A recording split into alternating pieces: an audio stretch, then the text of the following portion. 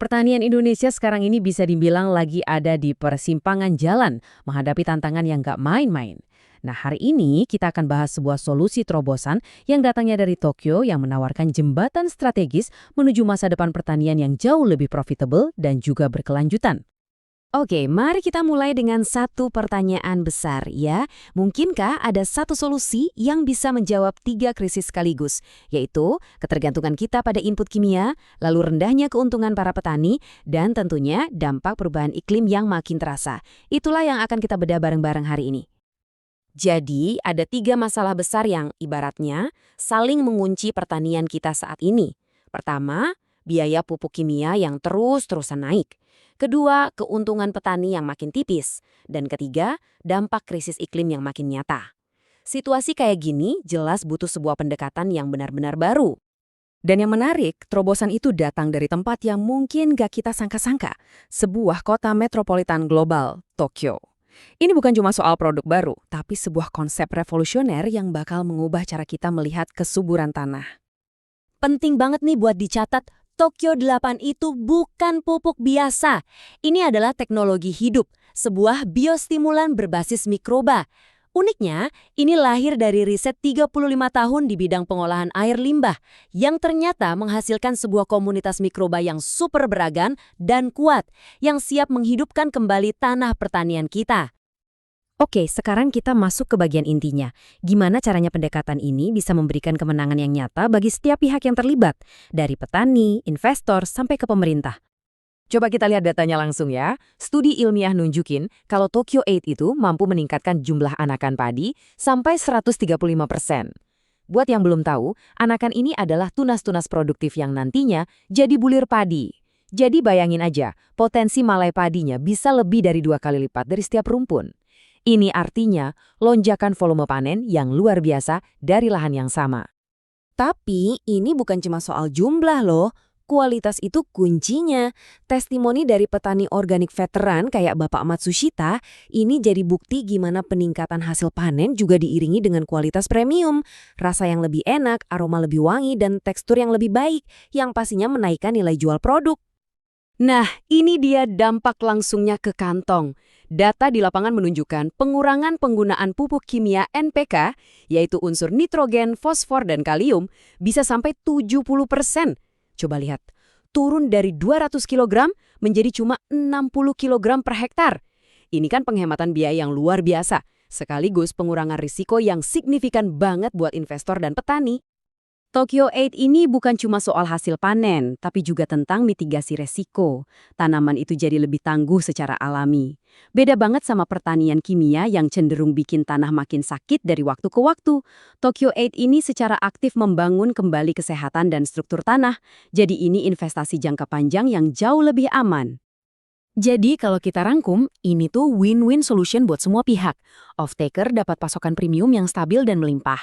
Investor dan petani untungnya lebih besar, risikonya lebih kecil.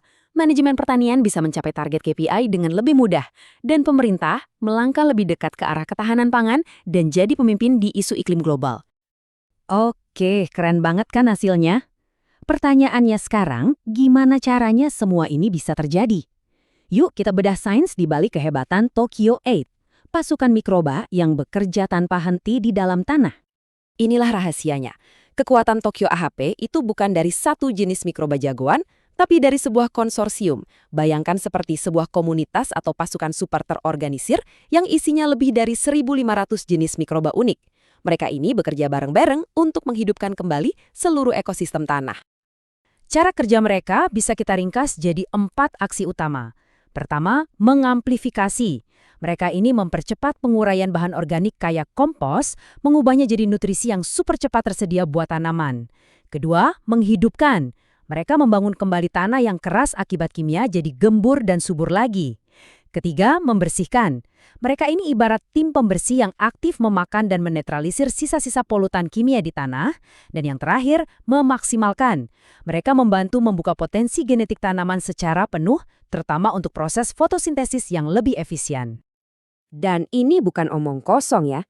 Semuanya didukung data riset ilmiah yang bisa dipertanggungjawabkan. Tingkat kesehatan tanaman atau vigornya naik 74%.